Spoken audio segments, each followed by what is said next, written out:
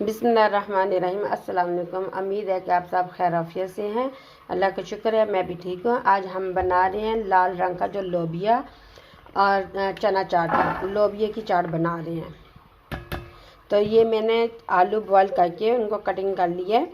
ये देखिए इस तरह मैंने कटिंग कर लिया हुआ है। तो ये मैंने लोबिया भी नमक डाल के सुबह बॉयल किया था। तो अब मैं आपको इसकी रेसिपी बताती हूँ आगे।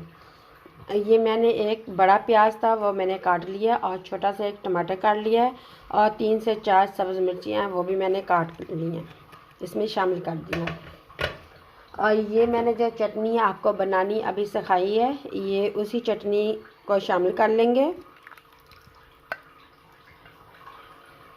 आलू बुखारे इमली की जो चटनी मैंने बनाई है वो शामिल करेंगे।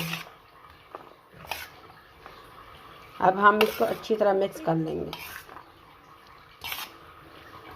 ये चाट बहुत ही मज़े की बनती है, तो आप भी प्लीज़ ट्राई कीजिए। अल्हम्दुलिल्लाह हमारी चाट बहुत मज़े की बनी है। उम्मीद है कि आपको मेरी वीडियो अच्छी लगी होगी। तो आप प्लीज़ मेरे चैनल को सब्सक्राइब कीजिए। Thank you so much. अल्लाह हाफ़िज़।